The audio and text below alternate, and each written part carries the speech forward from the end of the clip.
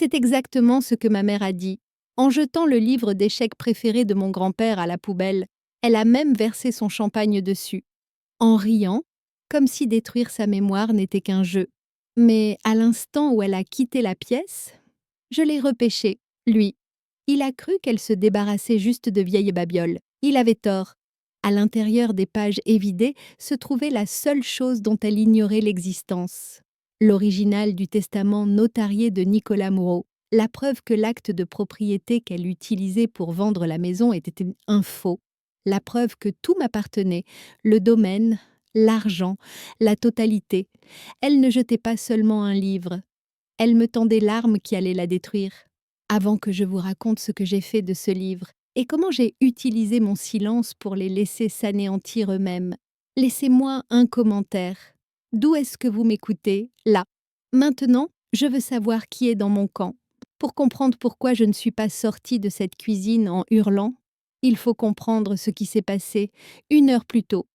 La réception après l'enterrement touchait à sa fin. L'air du salon empestait les lys fanés et les parfums de luxe. J'avais passé les 3 dernières heures à remplir des verres de vin et à prendre des manteaux, invisibles dans ma propre maison, quand le dernier invité est enfin parti.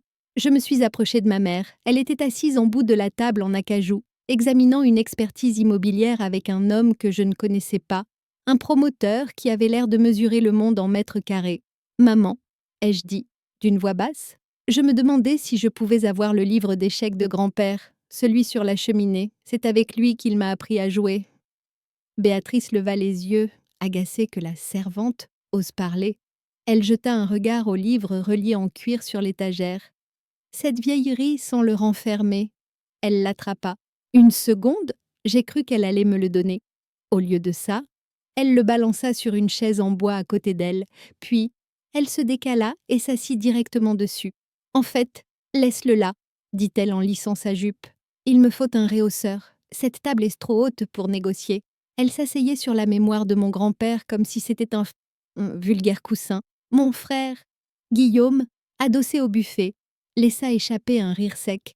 « Bonne utilisation, » dit-il. Il pencha sa flûte de champagne et un filet de liquide doré et collant éclaboussa la chaise, imbibant la tranche du livre. Oups, ma main a glissé. Ils ne m'ont même pas regardé, ils ont juste continué à parler avec le promoteur de raser le jardin pour y mettre une piscine.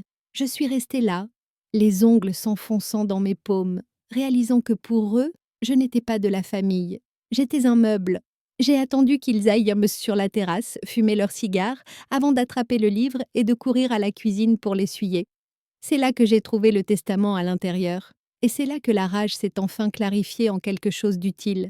Si je sortais maintenant en agitant ce document sous leur nez, je savais exactement ce qui se passerait. Béatrice l'arracherait, elle le déchirerait, le brûlerait, ou prétendrait que c'était un faux.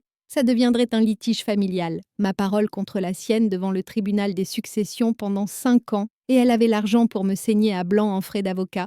La justice civile ne suffisait pas. Je ne voulais pas seulement la maison, je voulais la justice.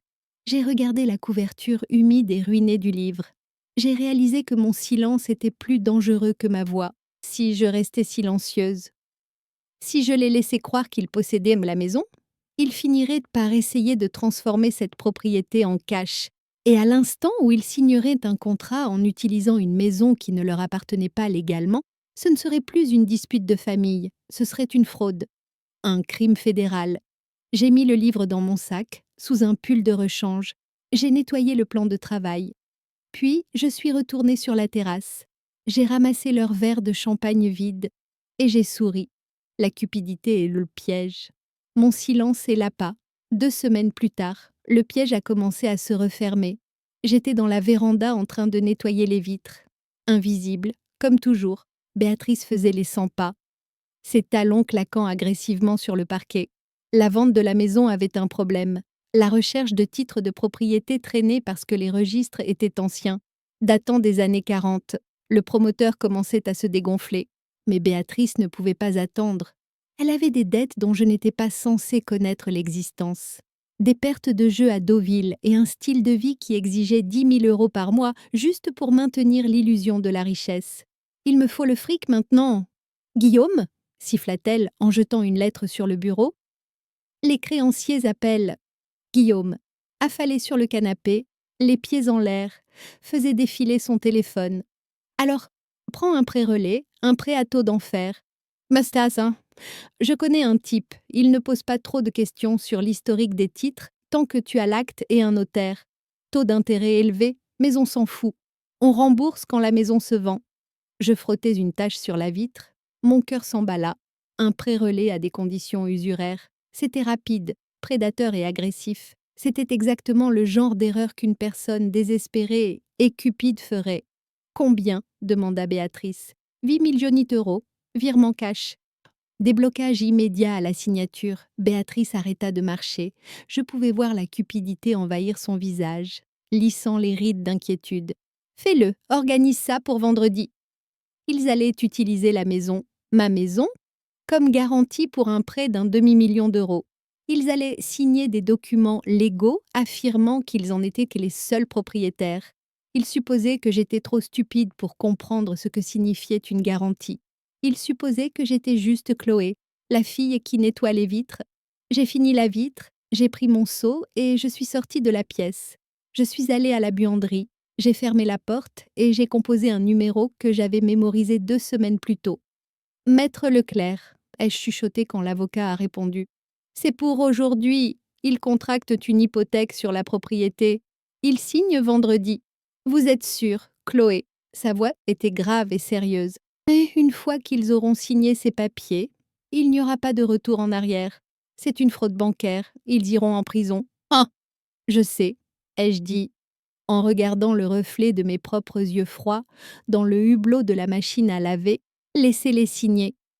Le vendredi matin arriva avec le silence lourd et suffocant d'un tribunal juste avant le verdict. J'avais passé les 2 derniers jours à frotter des sols qui n'en avaient pas besoin, à me donner l'air occupé, à me faire toute petite. Il fallait qu'ils me voient comme un élément du décor. S'ils me voyaient comme une personne, ils se souviendraient de peut-être que j'existais. Ils se souviendraient peut-être que j'étais une menace. Mais pour Béatrice et Guillaume, j'étais juste la fille qui n'avait pas réussi, la fille qui nettoyait les dégâts pendant que les adultes faisaient des affaires. À 10 heures, on a sonné, ce n'était pas la police. Pas encore. C'était Monsieur Durand, le prêteur. Un petit homme dans un costume qui semblait cher mais mal coupé, le genre de type qui gagnait sa vie sur le désespoir et la cupidité des autres. Il était suivi d'une notaire, une femme au visage sévère avec une lourde mallette. Ils se sont installés dans la bibliothèque, étalant des papiers sur le bureau en acajou de mon grand-père, le même bureau où il m'apprenait des stratégies d'échecs les après-midi de pluie. Maintenant, il servait à brader son héritage. Je suis entrée avec un plateau d'argent chargé de café et de biscuits. J'ai gardé les yeux baissés. Posant le plateau sur la table d'appoint, Béatrice ne m'a même pas jeté un regard. Elle était trop concentrée sur l'écran de l'ordinateur de Monsieur Durand, les yeux avides. « Alors ?» dit Béatrice, la voix tendue. « Une fois que j'ai signé, les fonds sont libérés. » Monsieur Durand tapa quelques touches. « C'est exact, Madame Moreau. Dès que la notaire tamponne l'acte de fiducie et la reconnaissance de dette, j'autorise le virement. C'est un déblocage immédiat. Vous verrez les 500 000 euros sur votre compte en quelques minutes. Mais je dois vous rappeler que le taux d'intérêt est agressif. On ne manquera aucun paiement, » l'interrompit Guillaume, penché par-dessus l'épaule de Béatrice. Il sentait le parfum de luxe et l'arrogance. La propriété est vendue à un promoteur le mois prochain. Ce n'est qu'un pré-relais. Nous avons la valeur. Il mentait. Bien sûr, le promoteur s'était déjà retiré à cause des problèmes de titre. Ils n'empruntaient pas pour faire le pont. Ils empruntaient pour s'enfuir. Ils encaissaient un jeton qu'ils ne possédaient pas avant que le casino ne réalise qu'il était faux. Procédure standard, dit Durand, en faisant glisser une épaisse liasse de documents vers Béatrice. Signez ici et ici.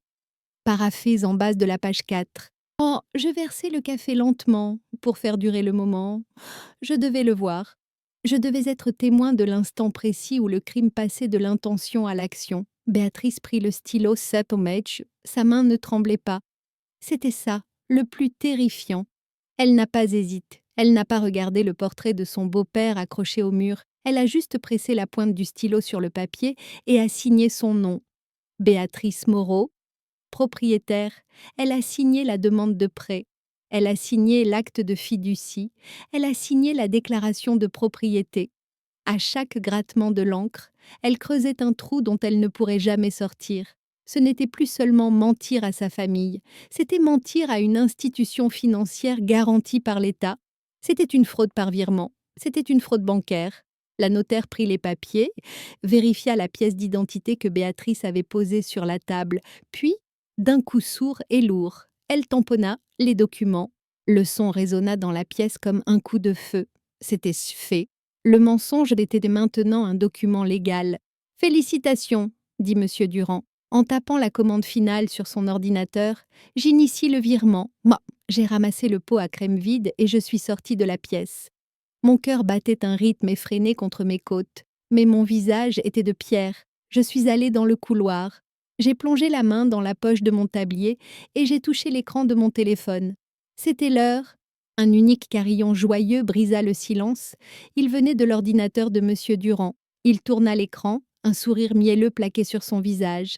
Transfert effectué, 500 000 euros, virés avec succès sur le compte de Béatrice Moreau. Ma mère laissa échapper un son qui était mi-rire, mi-sanglot. Elle attrapa le bras de Guillaume, les yeux fous de triomphe. On l'a fait, on est riche. Guillaume sortait déjà son téléphone, probablement pour appeler un bookmaker ou un concessionnaire automobile. « Je te l'avais dit », dit-il en bombant le torse. « L'argent facile ?» Je me tenais dans l'embrasure de la porte, la main au fond de la poche de mon tablier, le pouce planant au-dessus du bouton muet de mon écran. J'étais en communication active avec Maître Leclerc. Il était assis dans une berline au bout de l'allée, et il n'était pas seul.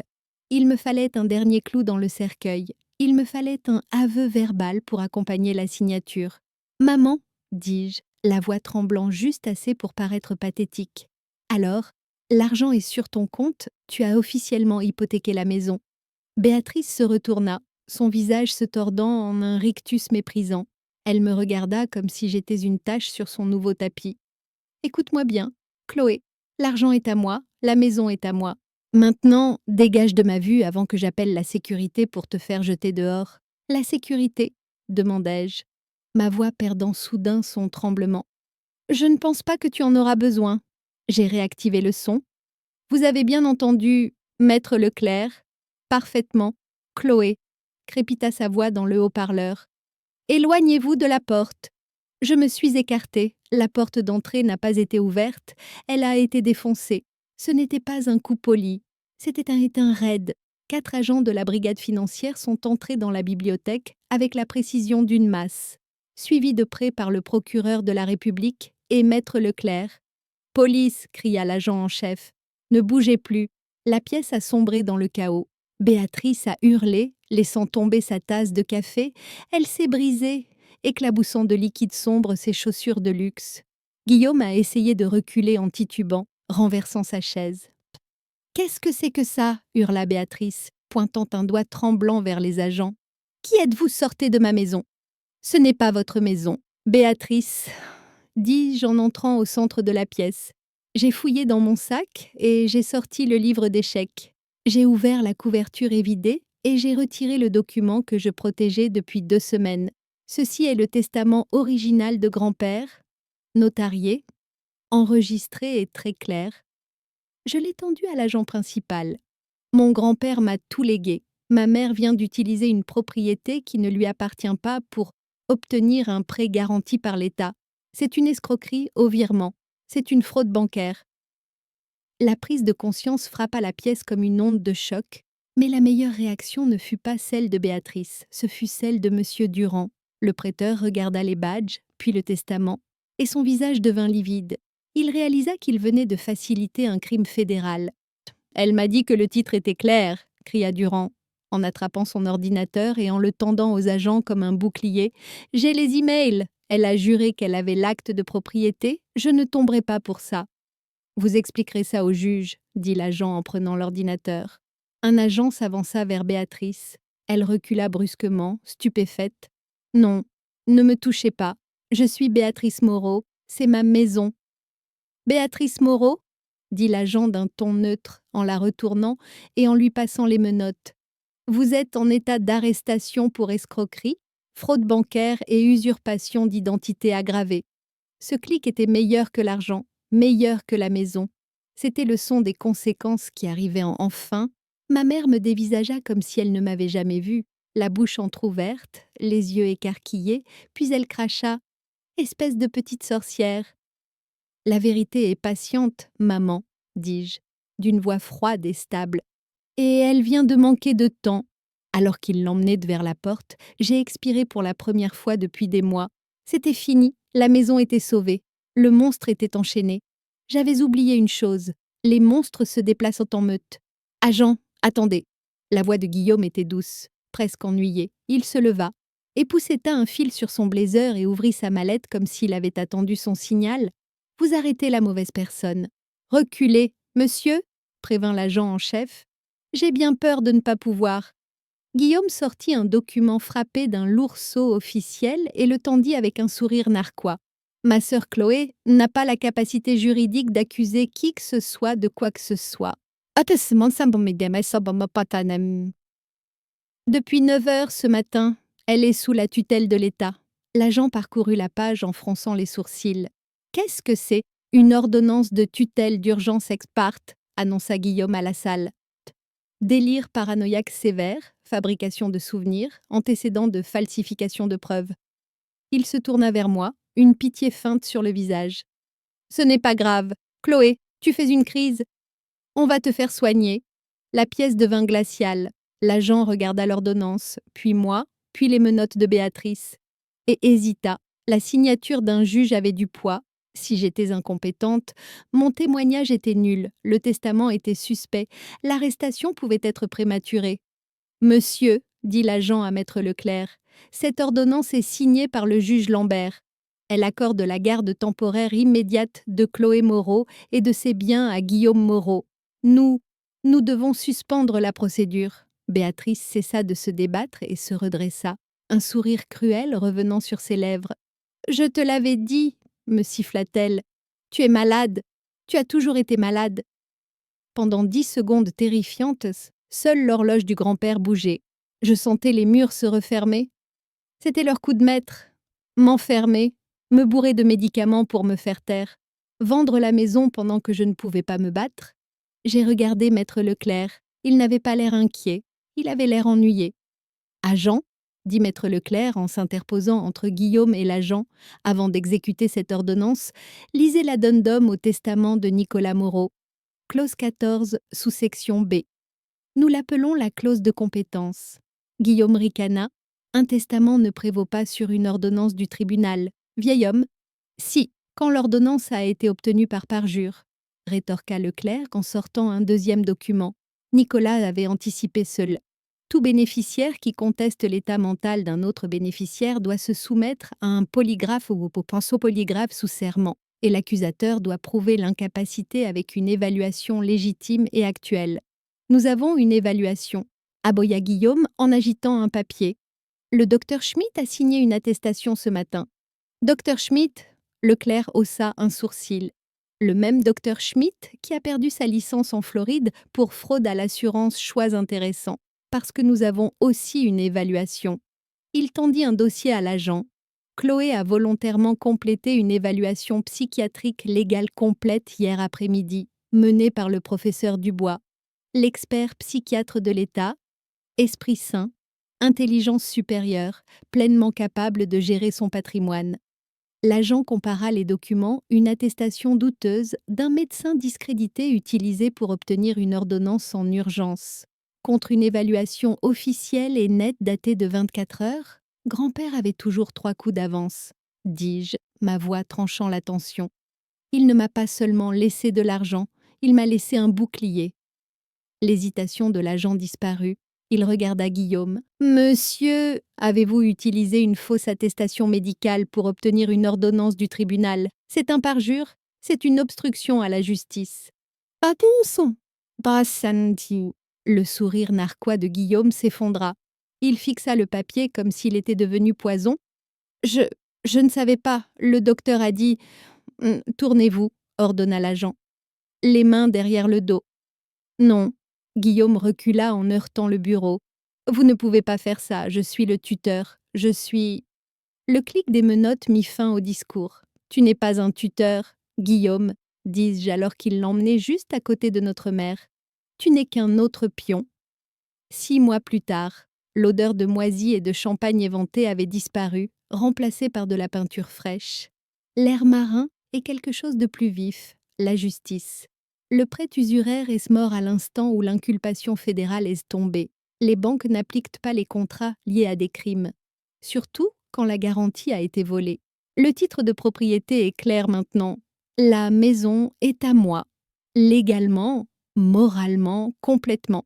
Je n'ai pas vendu la vigie. Ça aurait été facile, rentable. Mais grand-père ne m'a pas laissé cet endroit pour que je l'encaisse. Il me l'a laissé pour marquer le coup. Je rénove l'aile est. Au printemps prochain, ce ne sera plus seulement un domaine, ce sera le sanctuaire Nicolas Moreau, un foyer de transition pour les femmes échappant à l'abus financier. Je transforme la prison que ma mère a construite en une forteresse pour les gens comme moi, sur le balcon, le vent dans les cheveux. Je sirote un Earl Grey dans la tasse en porcelaine anglaise préférée de Béatrice, celle qu'elle gardait sous clé, celle pour laquelle elle a hurlé quand j'avais 12 ans, le thé à meilleur goût. Maintenant, à l'intérieur, la bibliothèque est restaurée, la tâche a disparu, l'échiquier de grand-père est en place, au milieu d'une partie. Sauf que j'ai fait un changement. 2 pions noirs manquent. Mon téléphone vibre, une tentative d'appel en PCV depuis la maison d'arrêt. Béatrice appelle chaque semaine, parfois. Guillaume s'essaye aussi, ils veulent de l'argent pour la cantine. Ils veulent s'expliquer. Ils veulent me blâmer. Je ne discute pas, je n'explose pas de rage. J'ouvre mes contacts, j'appuie sur « Mère » et je sélectionne « Bloquer ». Puis je fais de même pour frère. Frère, je n'ai pas seulement hérité d'une maison. Grand-père, j'ai hérité de ma dignité, j'ai hérité du droit de dire non. Ils me croyaient faible parce que j'étais silencieuse. Ils me croyaient stupide parce que je servais le café pendant qu'ils complotaient. Ils ont oublié ce que tu m'as appris.